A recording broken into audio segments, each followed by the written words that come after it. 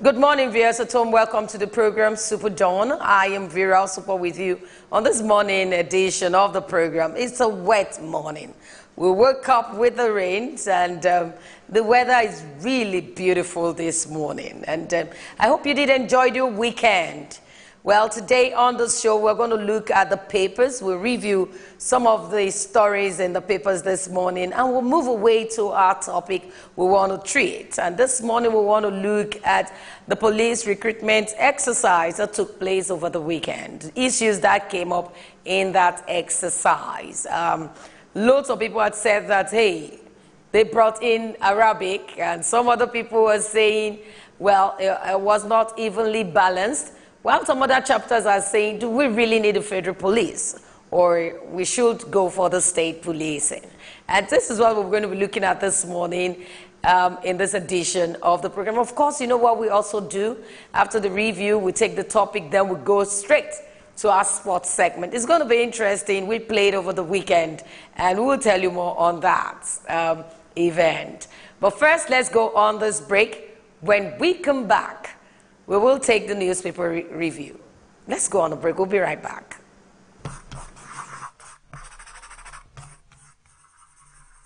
SuperDawn, your daily live current affairs program where topical issues that border on politics, economy, sport, and sizzling national issues are analyzed, now holds every Monday to Friday, 8 a.m. to 10 a.m. on Superscreen television. Let your voice be heard. Join us.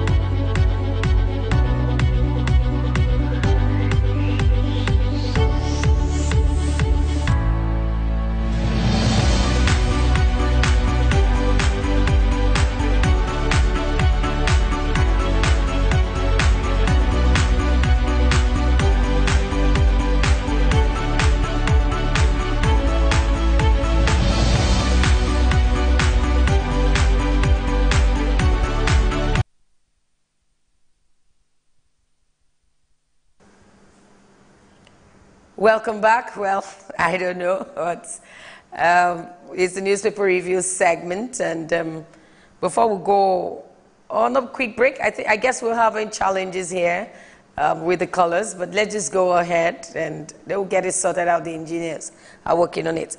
The first one is the New Telegraph.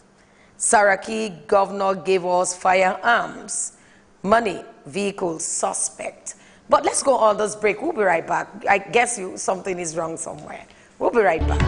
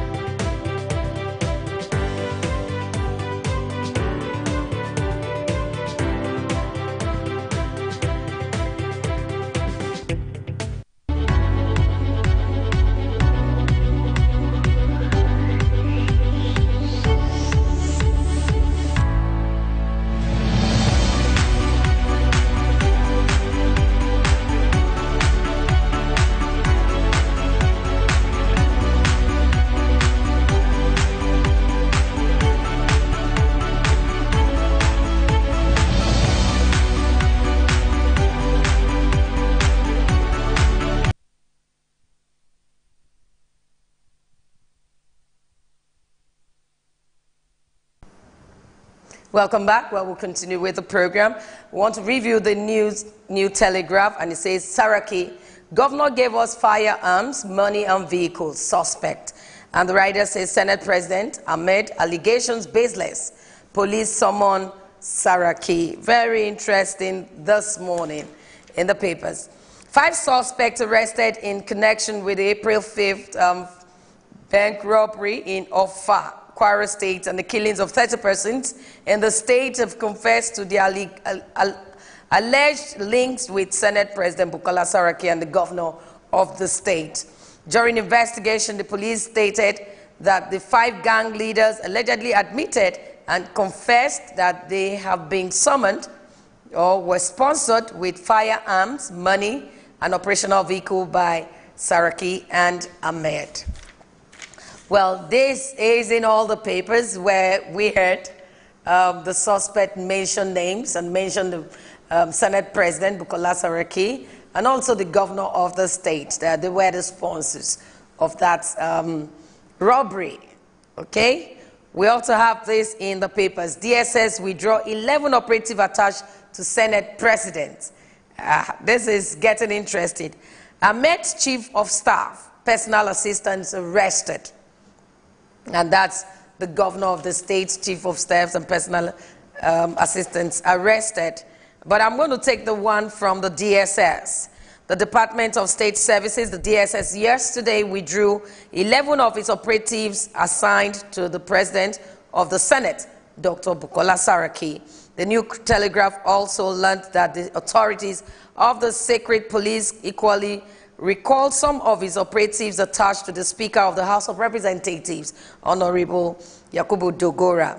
A source close to the office of the President of the Senate, reliable, told the correspondent of the New Telegraph that the DSS directed 11 of his operatives to be removed from them.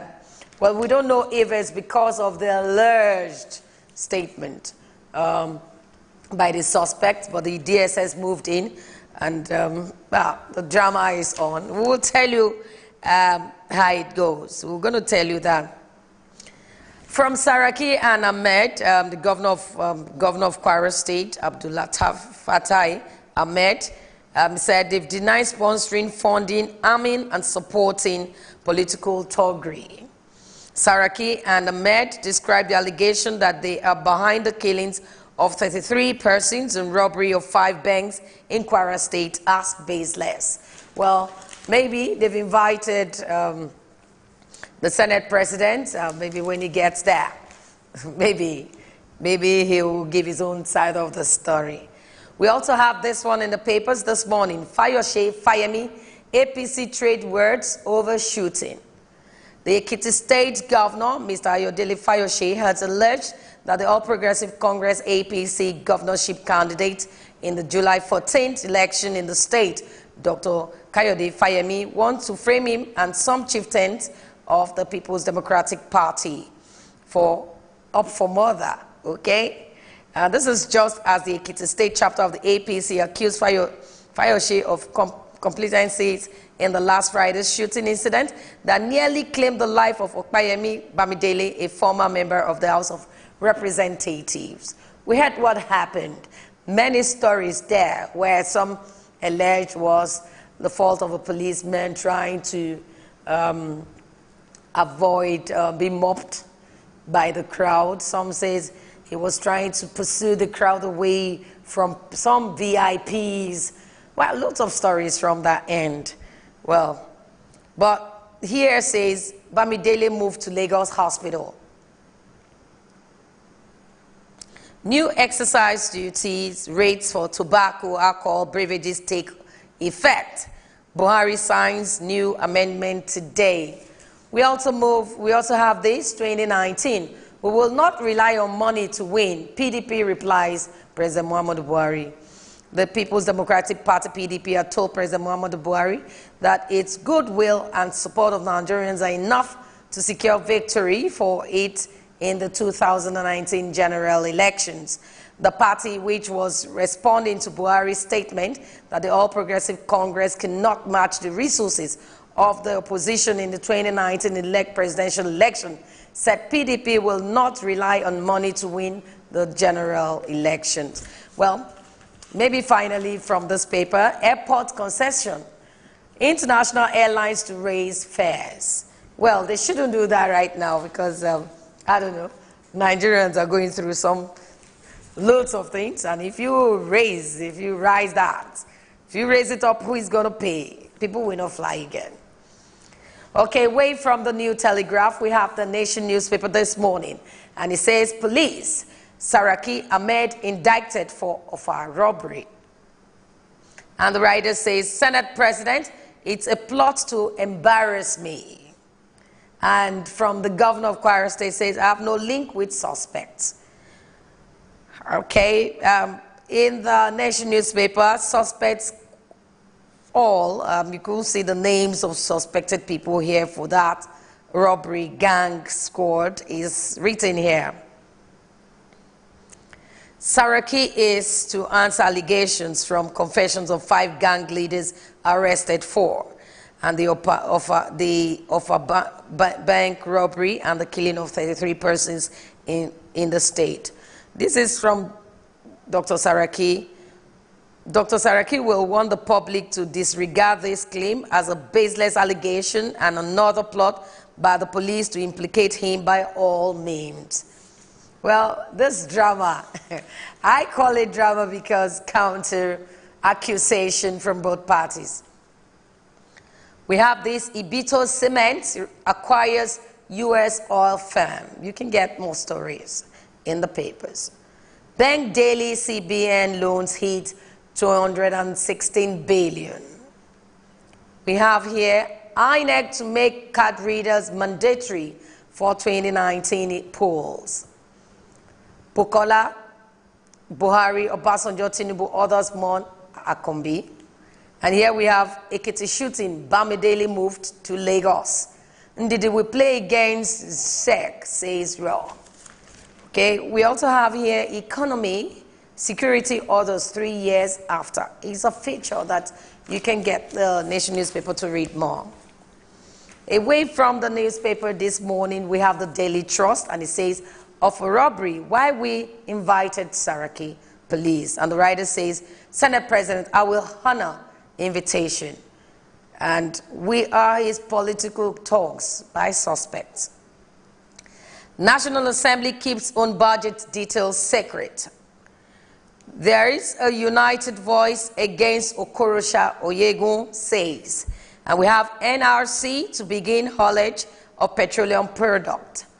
A picture story of Justice Akombi from 1932 through 28. Presidency and PDP talks continues today. Away from the Daily Trust, we take some of the headlines in the Punch this morning. Police invite Saraki over bank robberies, and the writers say we worked for the Senate President as political talks. This came out from the gang leader. It's a frame-up. I'll honor former invitation, Senate President. Nigerians to pay more for alcohol cigarettes from today. I hope that's clear. Enough. Someone says I'm smiling because of that. Maybe that will just stop something. Okay, the DSS reduces operatives attached to Dogora and Lasson. Okay, we'll just take one of the story here. Maybe the headlines, and we'll just move away from this. Invest more in housing delivery. NSE tells federal government. The President of Nigerian Society of Engineers, Mr. Kunle Mokuolu, has called on the federal government to provide a proper framework to ensure better housing delivery for Nigerians. While addressing infrastructure growth under President Muhammadu Buhari's administration in the last 3 years, scored the government high in road infrastructure and power, but expressed reservations about the housing sector. He said the federal government will succeed better in its mass housing drive if more private sector participants were allowed. And I think this is very important, where you have good infrastructure and power is in place, and what next is housing. People need For me, housing is even key. You know, loads of issues. To get your apartment these days, to get a plot of land these days, house is key. To get the materials, house is key. But if government with private participants put hands together and make it a bit affordable, might not be cheap, but the word here is affordable. It will be better for the citizenry. Well, this is where we end the newspaper review segment. We will go on this break now. We'll be right back.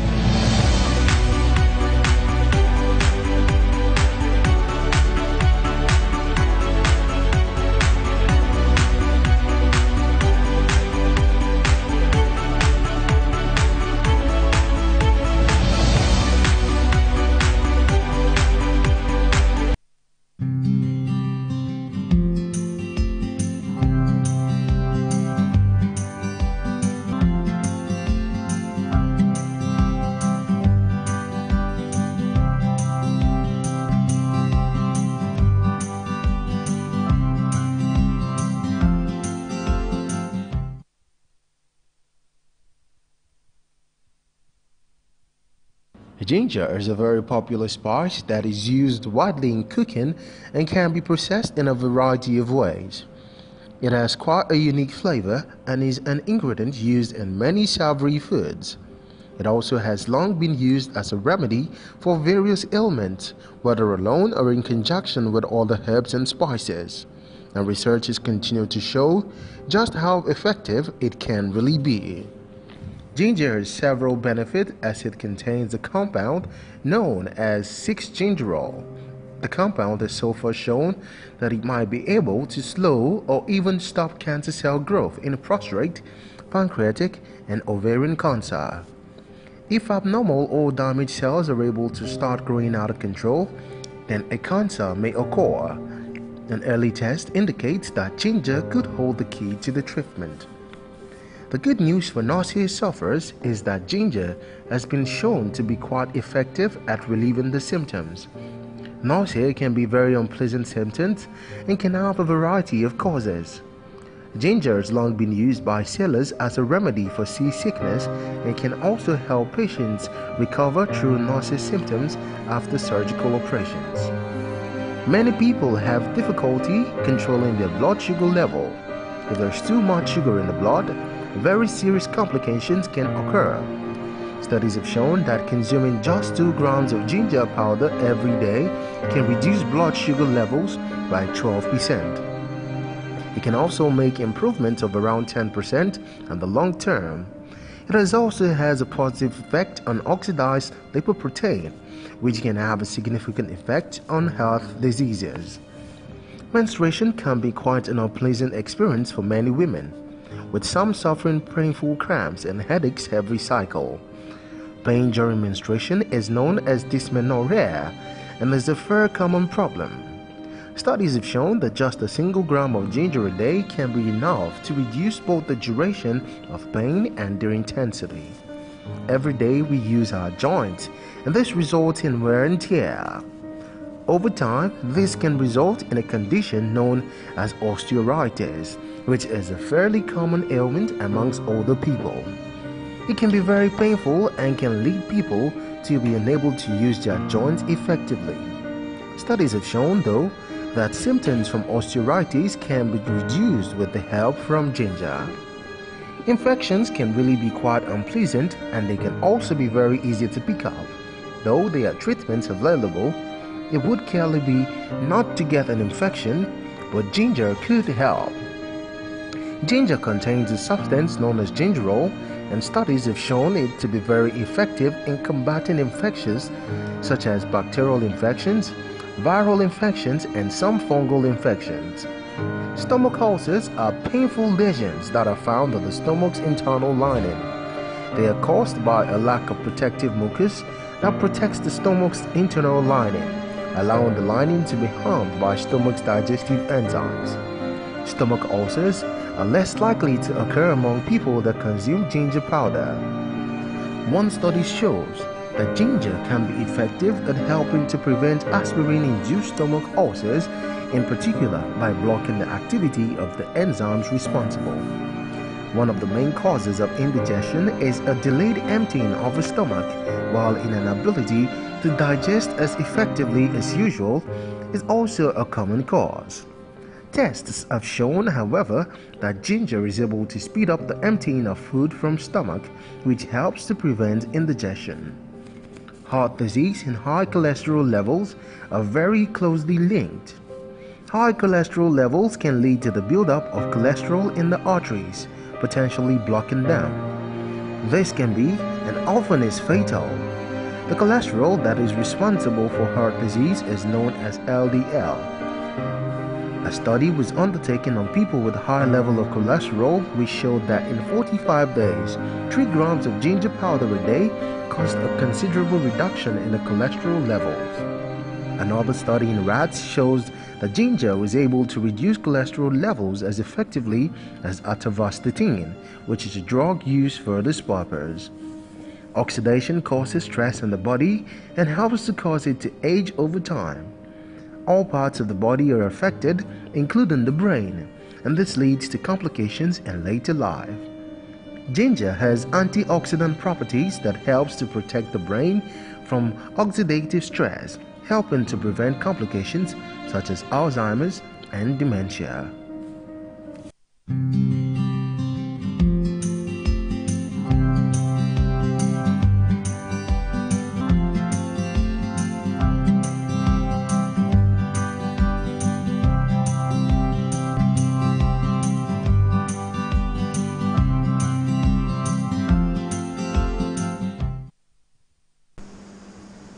Welcome back, where we want to look at police recruitment exercise, issues surrounding the exercise and challenges. Lots of people have said that, well, lots of stories came out from that exercise, but we'll talk more on that this morning. Some people said, well, it wasn't evenly distributed.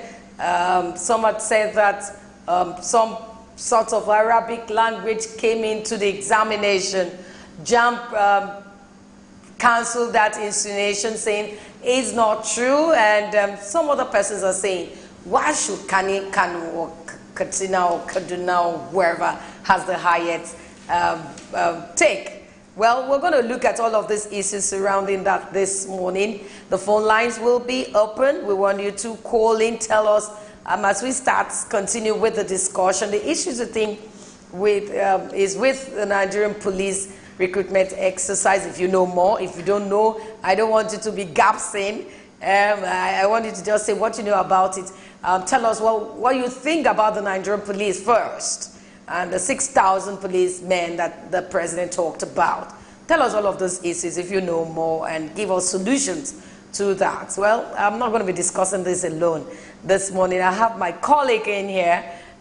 Blessed, good morning to you. Good morning to you, Vera. Good morning to you, viewers at home. It's so good to be here again this morning. Yes. Yeah, we would be talking on the police recruitment and the challenges and issues that are actually surrounding it.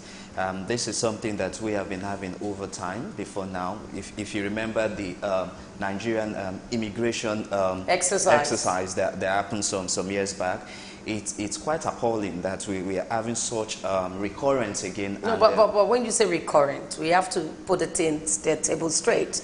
There was no stampede in this one. Yeah, there were no stampede in this one. There's no stampede in this one, but if you look at the immigration exercise and this police recruitment process, you just find out that one way or the other, there are some similarities here. If we have to create a particular balance on how we go about this recruitment process, it's go a long way to show that one way or the other we really not organized about it.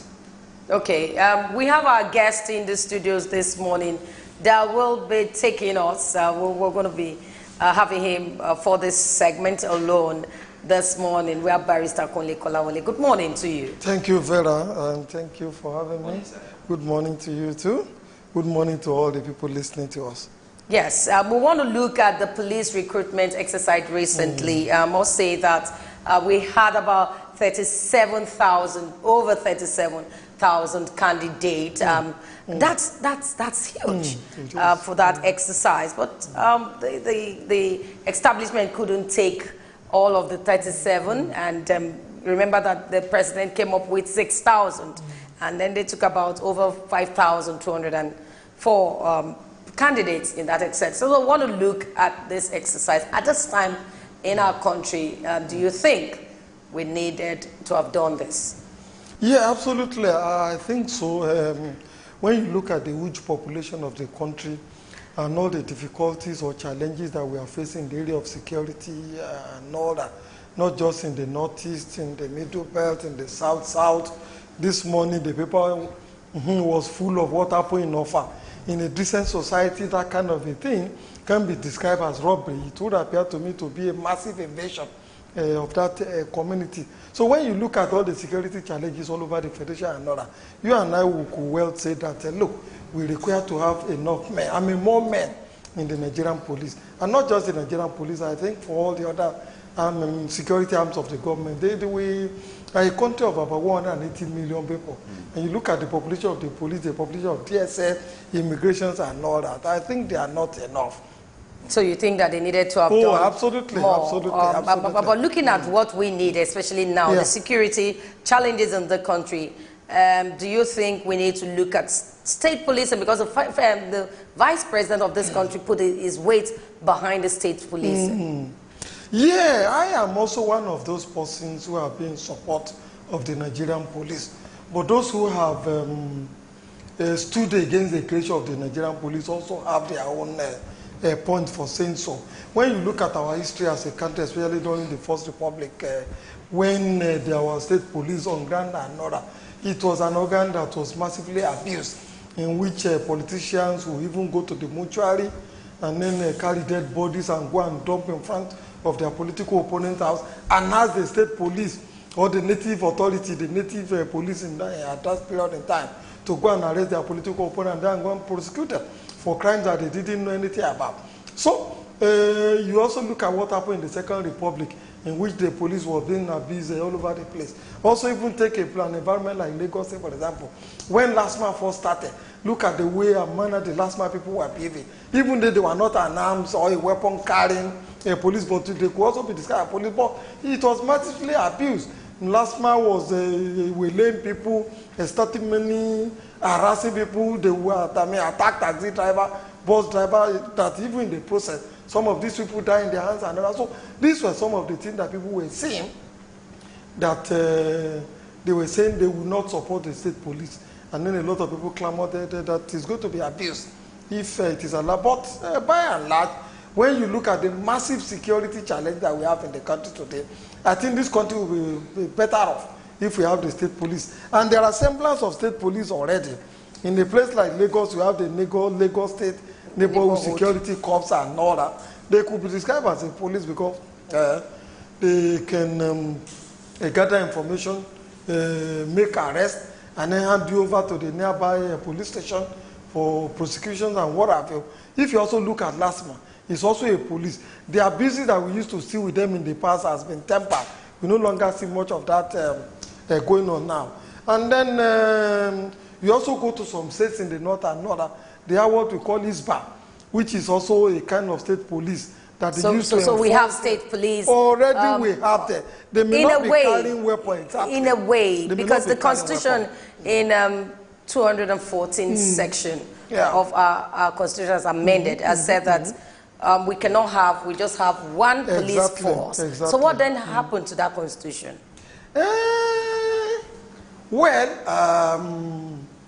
The police that we have today in some of these states, so to say, like I said, they don't carry weapons. That is one.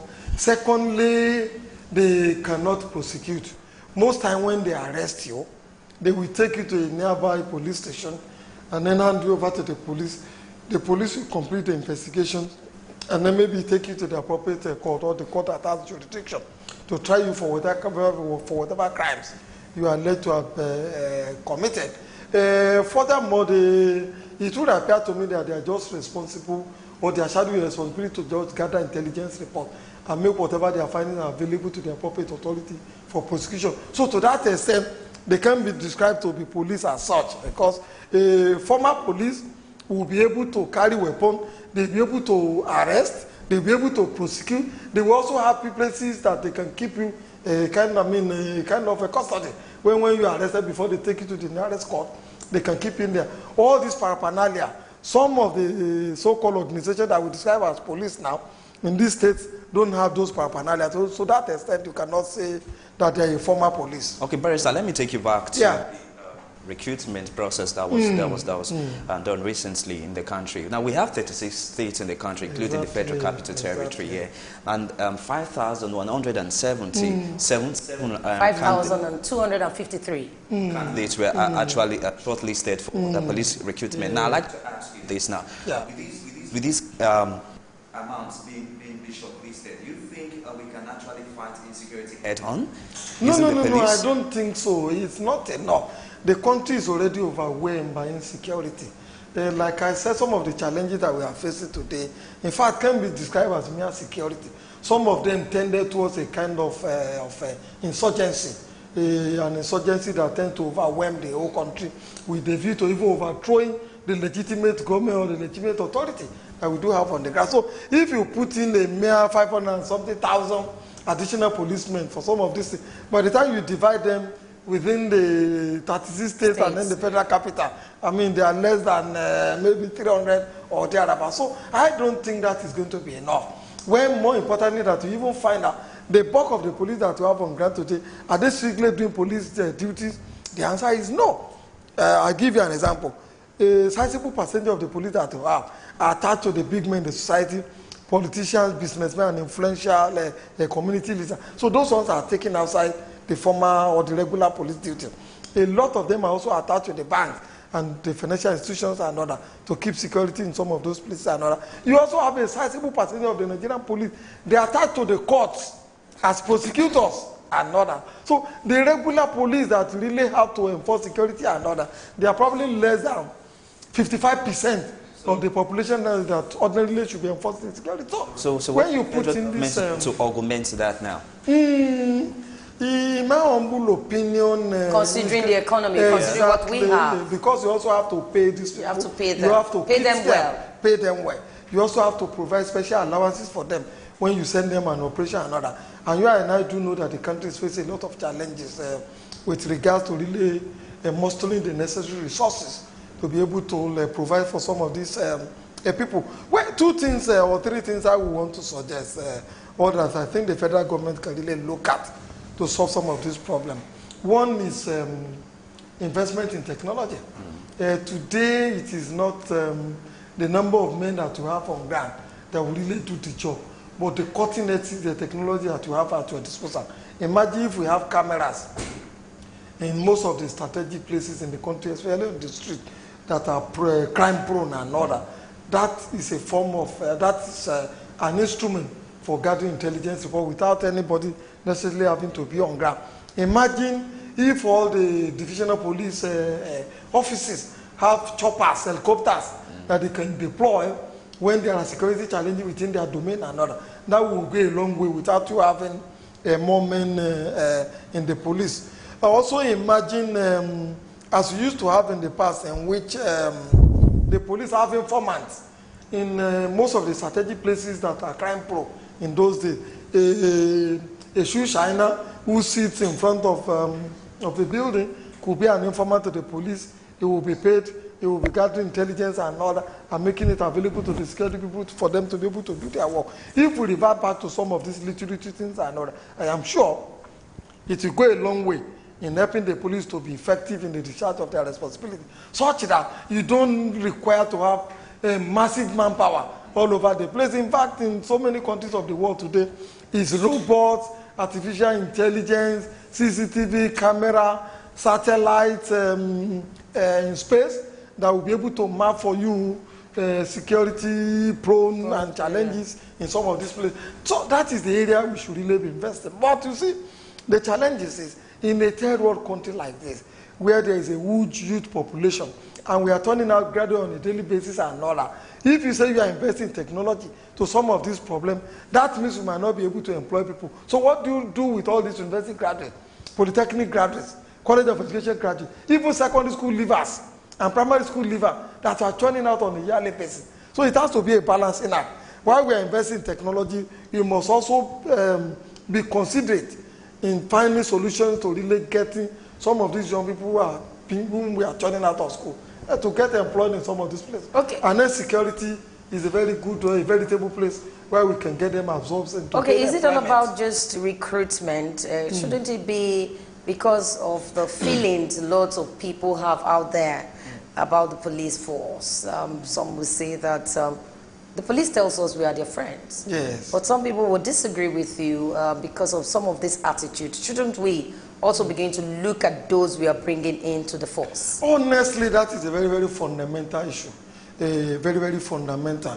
And I will take my cue from the bank robbery. Do you know the policeman, the person who led the bank robbery? Before you continue, we have a call there. Hello, good morning. Good morning to you. Morning. You are having a very interesting topic. Thank you. My contribution is we need more policemen and less politicians. So the money used to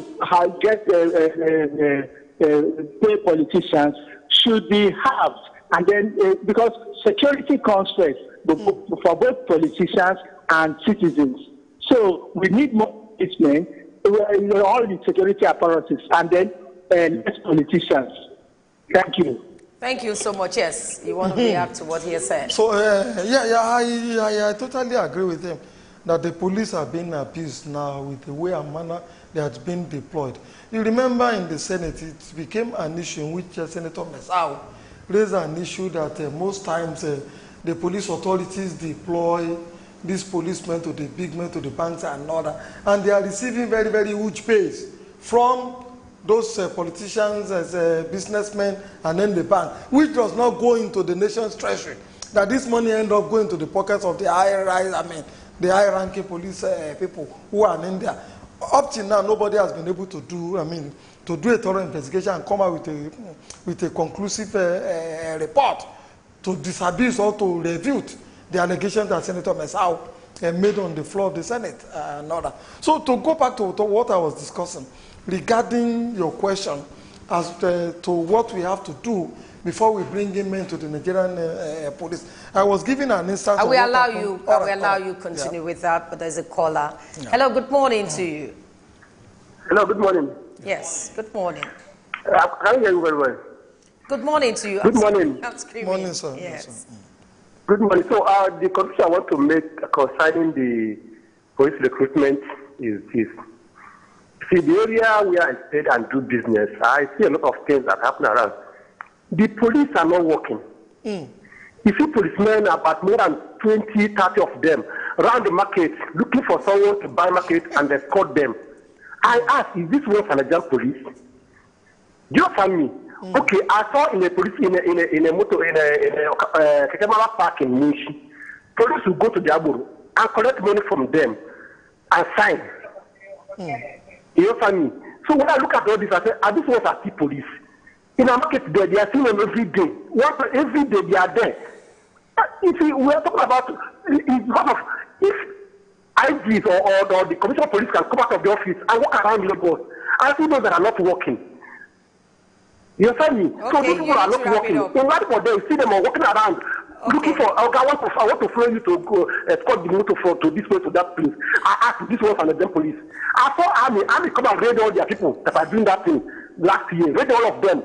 And they are no longer in the market there, walking around. But the police are still there, walking around. And they are recruiting more people. Recruiting more people. And those that are recruited are not doing anything. Okay, thank you so much. Thank you so much. Looking at the police welfare and their activities out there on the street. No, I don't think... yes, I agree with you that when you look at the condition of the Nigerian police today, their welfare is not being properly taken care of. All you require to do is to go to the nearby police barrack and see the squalor, the dirty environment, the ramshackle building, and then you have maybe about 5 families will be crammed into a 2-3 bedroom flat and all that.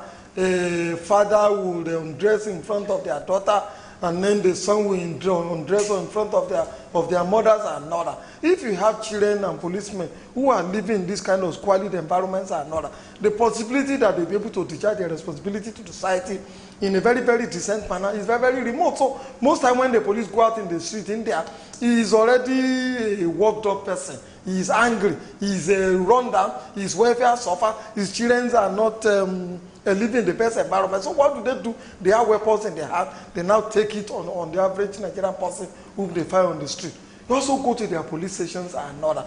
Each time we as lawyers go in there, accompany our clients to some of these police, you hardly can sit down in any of the police barracks and offices and all that. If you dare to sit down there, your dressing is going to be invaded with bed bugs and all that. And then you take that to your homes and all that. And then you have the challenges of pests to contend with your things. So then in an office that should not accommodate more than 2-3 people, you have about 50 police officers or men having to use those offices and all that. There is no way these people can function efficiently, decently, and like a decent human being in that kind of environment. Okay, but we require to look at the environment and the welfare of the Nigerian police if we want to have the best from them. Okay, looking at the recruitment exercise that happened, shortly after that exercise, the news was just agog where people talked about Arabic language being included in there before Jam came to explain what happened there. That shows that one is beginning to wonder, is it that the people don't even believe in any examination that is being conducted in Nigeria? But I'm going to read to you the police released some names, those that passed that test. But before then, we have a caller. Hello, good morning to you. Good morning to you. Good morning. Good morning. I want to comment on the broken issue report again. Concern police. I want to say something concern police.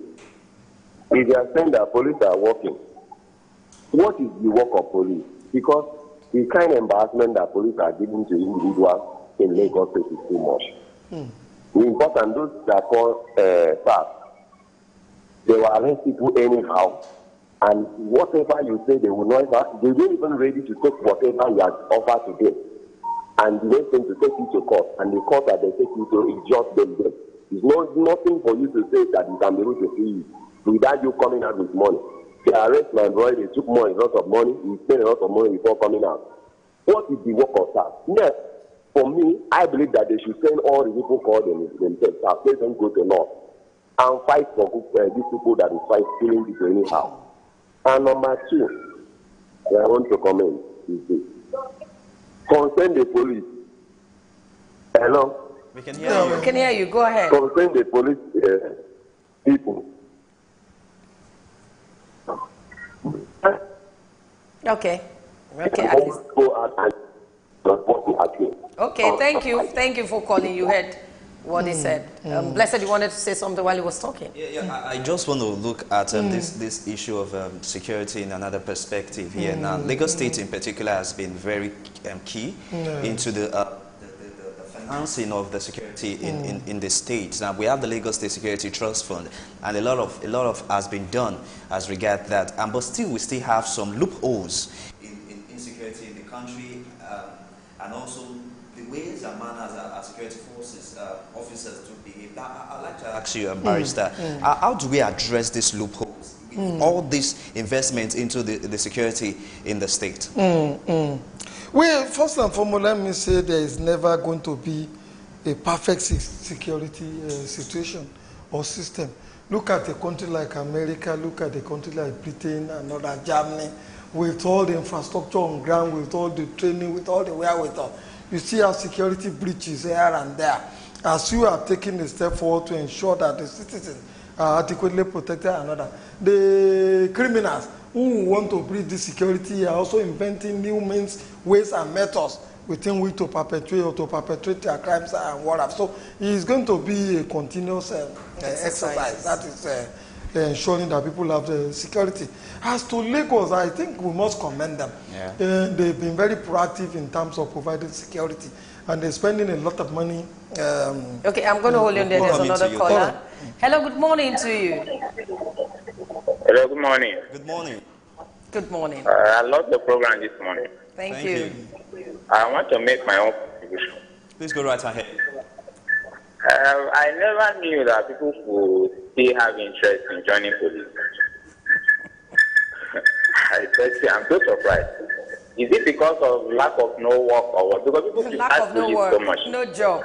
You're right. You see, there is something I want to say. Actually, this is a very good development. I think also how to ease lack of no work and what is happening in this country now. Because if you want to really talk about police, sorry to say this, police is nothing to write home about because of the area that I am staying. Like, I can't believe that police have like agents. Then we arrest people, those that are not even fought. They arrest people, they take to the police station, they will not arrest the person. See, sorry to waste your time, but I have to make this contribution. How weak is the police commissioner to tell society there? Because a lot of things need to know about his boys. Those boys, they are after money, not the life and the property of this country. These people, I hope the people that are coming in, they are not going to be corrupt by the old ones. They should ascertain those people that are coming in so that let us have a genuine police people in this country so that this country will be a better place. Okay, thank you so much. Thank you for your contribution. Are you sure that if they take all the policemen in Lagos, you'll be able to sleep, blink your eyes? We have to also be careful. If the federal government says no police, are you sure you will exist? I'm sure that the armed robbers, the kidnappers and all sorts will definitely attack you. So police are very important in a country like this. But hear what he said. No confidence in some of these policemen because of their activities. Exactly. There is a lot of mistrust between the police and the public. You could see from the anger, from the comments that we are getting from the public this morning. That tells you the level of depravity to which the Nigerian police have sunk. And I think it is the police that have brought themselves to this level. Even we as individuals, in one way or the other, we have had different encounters with the Nigerian police. I'll give you an example. Since the so-called federal SARS were deployed to Lagos of recent, and then they are having offices in different parts of Lagos, wherever you have them, where all the neighborhoods where they have their offices and all that, there has not been peace in those places again. SARS ordinarily are supposed to be deployed on special assignment. When there is an armed robbery operation going on somewhere or another, they are sent out to go and apprehend, or they've got intelligence report that an armed robber is hiding somewhere, and it's likely to be very... All right, Barrister, we have a call. All right. We'll come back to you. Hello, good morning. Hello, good morning to you. Okay, you can go right ahead. So, and then they are sent there to go and arrest the person. But that's not what they're doing now. You go there in the evening, you go to Shodi. They are harassing the Keke Marua, the Okada riders, and then the trader in the Ladipo market and extorting money from them. You also had what one caller said, that the police not even have agents, people who are not in uniform, whom they will send to people to go and collect bribes and all that, and then those one will take it back to officers who are sitting in their vehicles in some of these places. And so all right. Those are the kind of things. Martins is back. Good morning, Martins. Martins, good morning to you. Hello, good morning. Yeah. Good morning. Good morning to you. Go ahead. The security in Jesha here is very poor. It's like, and you don't even feel secure at all. Can you please more audible? We can hardly hear you. The police don't even do their duties. What they do mostly is collect money for what they are never supposed to collect. So they don't even help at night to secure your environment? Any security reasons at all. Like a few months ago, there was a robbery in my area at, let me not call him on the street. You can say it. You can say it. The cops, and overnight, I don't want to say it. Okay, let me call it Ilamuye. Ilamuye Street. They called the police in the night. That was around past 1 till 10 the next day. That was when the police came. What kind of security is that? They walked about 5 buildings. Okay. Is that called security? And we're saying we have a police. Okay. That's bullshit now. Thank you for calling. Yes. We're still repeating. Yes, the man is talking about the experience that armed robbers invaded the street or something. By 1 a.m. And they were there from 1 a.m. to about 10 in the morning. I know, police. Well, we'll have to quickly go on this break. And when we come back, it's a quick break. We'll be right back.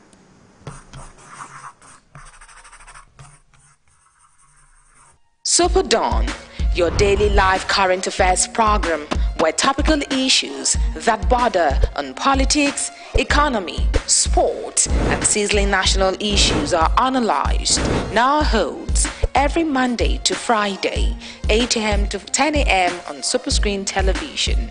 Let your voice be heard. Join us.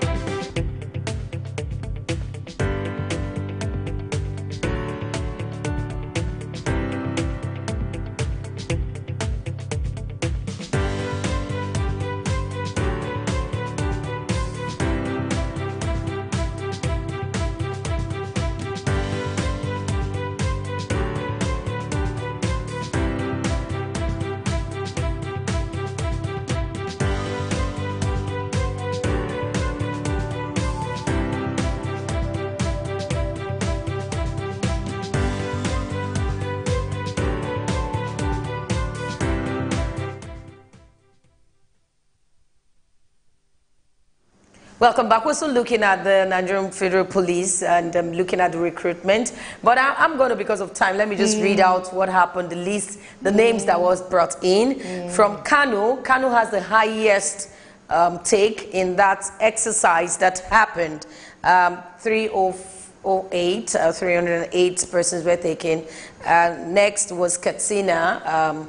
They had 238, followed by Oyo State, Akwa Ibom State, and the rest. But loads of people have said, do you want to say, with this kind of results, that like Lagos had 136, is it that they didn't do well in the examination and Kaduna persons that came in did well? Lots of events, lots of issues came out from this recruitment. What's your take? Well, I think ordinarily a lot of variables used when this kind of recruitment exercise is going on. First and foremost, there is the federal character, which has to be considered and all that. And I also think they consider things like local government and all that. And then we are also looking at things like the size of the respective states. You and I know Kano is the biggest according to statistics. Then you have Lagos State and thereabout. I think they consider all this variable too. And I also think that the number of policemen who are already from these states, who are already serving, will be taken into consideration in new recruitment. If a state, for example, already met their own quota in the police force and all that, and one hasn't met his own quota, the possibility that the one that has not met his own quota in the police force is going to be given more preference in the new recruitment is there than the one that already met his. So these are the balancing. But are you saying the future? What then happens to the future? If you are given more, if we say quota system, yes, when it comes to things like this, I begin to wonder, when it comes to jump administration, you know, and you say quota system, the lowest gets to the people that didn't really do well. It's really not really balanced. And looking at all of this quota system, federal character issues come into play. And when it is time to give appointment, it doesn't come to play. Why are we like this? Why is it done this way? You see, in the past, I am one of those who used to condemn things like that. But I think with age now and then with my exposure, I am beginning to be a little bit sympathetic to such things. For what reasons? In all societies and in all humankind, you find out there are people who are physically challenged. I will allow you to explain that because that is very important. Loads of people are calling for that explanation, but we have a caller. Hello, good morning to you. Good morning. Good morning. Go ahead. I want to direct my statement to the government concerning the police. I want to say the government, they are not encouraging the police at all. They are training the police college. They are feeding allowance. Even encourage them. And after they are training, still also not them to do their job. I don't know. So the government has to play in making a police to be we cannot really understand what you're saying. It's breaking. It's not clear. Okay, let me say it again. Okay. Can you hear me clear now? Can you hear me now? Yeah, it's better. It's better. Okay. I think I want to direct to the government that the government needs the police to do that. So what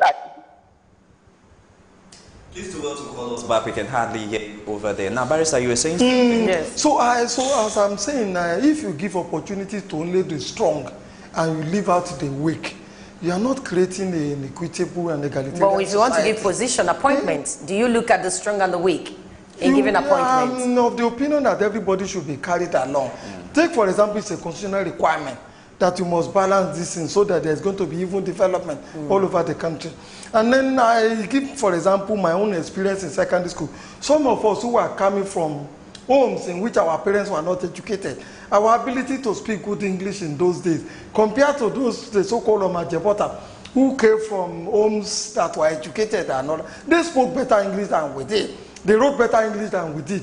But by the time we all went through the secondary school education, by the time we got to the so-called Form 5 in those days and all that, we had all evened out. If the authorities in those days had said because we were not writing good English, we weren't speaking good English, or we came from the background in which we came from, they were not going to give us opportunity to undergo the kind of secondary school that we went, which was one of the best schools in this country in those days, Government College Ukene. We wouldn't have had this opportunity. That is why I think we should not, a society should always make provisions for the weak. For the weak. But yes, the question I'm asking now, to only the tiger, that's a beautiful one. But the question I'm asking now is, when appointment time comes, do you remember those that gave you that opportunity? Do we spread it evenly when appointment time comes? Yes, that is what we should be doing. We should be able to continuously balance this act. In the nearest future, it's not going to be like that forever. It's not going to be like that forever. You see, the period of backwardness in any society with education, with exposure, with development, and then with more energy being put into eradicating poverty in society by the government, you'll find that all parts of the country will attain almost an equal level of equilibrium and all that. So by the time we get in there, we now can begin to relegate to the background things like quota system, things like physically disadvantaged area, things like gender issues and all that. Look at you women, you are campaigning that you should be given so number of slots in political appointments and all that. Well, That is because the women have recognized that they are coming from a disadvantaged position, not just in terms of education, but even in terms of having the wherewithal to be able to compete with the men. But if we say no, let's look at merit alone, then there is no basis why any woman should be asking for preferential treatment. So it should be distributed evenly. I think we should try and balance this thing. While we are looking at merit and other, we should give opportunity to the less disadvantaged people in the society, the weak and the vulnerable. Okay, Barrister, with what the figures she has called out here, I'd like to ask you, what, in your opinion, what do you think is the standard prerequisite for recruitment into the Nigerian police force? Honestly speaking, the first and foremost I think we should consider is character. Before anybody is recruited into the Nigerian police, you must know where the person is coming from. Look at most of the egregious crimes that have been committed in society today. The person who led of a bank robbery in which more than 35 people were killed in one single day used to be a police officer. I mean, somebody who was discharged from the police and all that. Also look at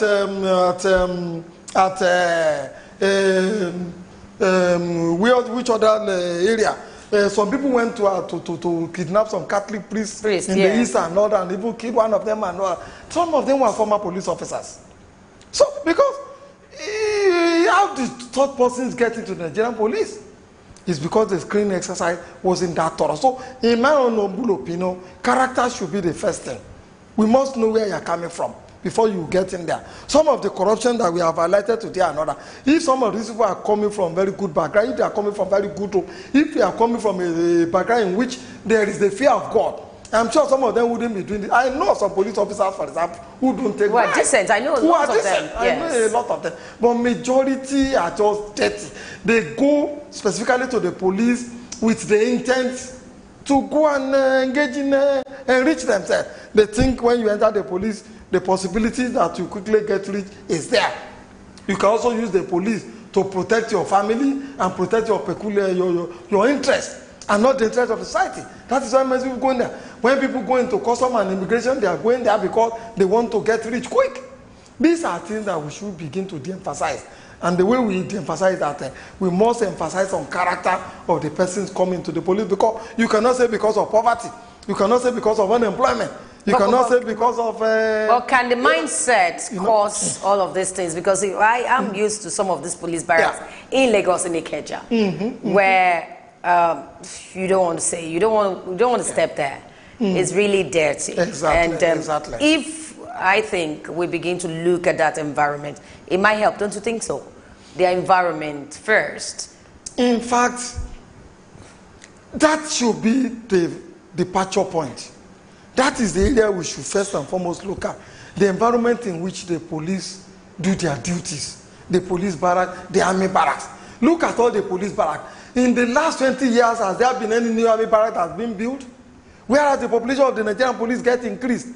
And new offices being built by the police and other. Yes, we see that they are giving brand new vehicle to police Lagos. Yes, we see that there is a trust fund. But the welfare of the police officer is being taken care of. You give a man a brand new vehicle, give him an AK-47 without you cleaning up his environment, the office environment, the home environment. It's likely to behave dirty because they say a dog is always a dog. Yeah, we're wrapping up now. We are wrapping up now. Tell us what you think government need to do, and what, because police are not from the space. It's within us that they are police people. The second thing I want the government to look at is members should do as well. I am not comfortable with the governance having to finance the activities of the Nigerian police. When you expose the police to the governors and all that, that means the police will now be working at the whims and caprices and the beckon of the governor. The governor can begin to abuse it. And we are seeing some of these abuses. Look at the revelations coming from Kwara State today. Look at the revelations coming from Kwara State. It was alleged. So, I know it's an allegation. It's an allegation. We have to be... So, we should, first and foremost, there is nothing stopping us that the police should on a yearly basis have their own budget. This is the number of vehicles we require. This is the number of choppers we require. This is the number of AK-47 that we require to buy. And then we make enough money through the statutory budgetary provisions and all that available to the police to buy their own equipment and not allow the governors to now begin to dictate what weapons the police carry, what vehicles they use, and what environment that they live.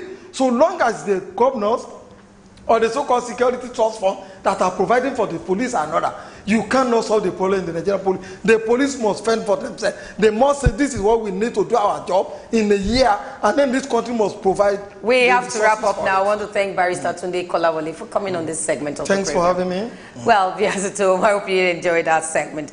Up next is SuperDawn Sports, and something happened over the weekend that Nigerians are not happy with, and that's the match we had in the UK. First, the T-shirts, the jersey was exhausted. To get Nigerian jersey in the UK was something else. You couldn't even get. May I make a little comment on the ball? Let me say this: I don't think Nigeria yet has a good team. In that team, I don't think there is a serious natural left footer. There is no specialist in heading to heading ball. There is also nobody who can take a perfect free kick. If you look at all the goals that England scored, and most of the goals in most of these serious tournaments today, they are coming from that direction. Unfortunately, Nigeria don't have specialists in those areas. Okay, I never knew that Barrister Kolawole. Football is making it right now. Well, we'll go on this break. We'll be right back.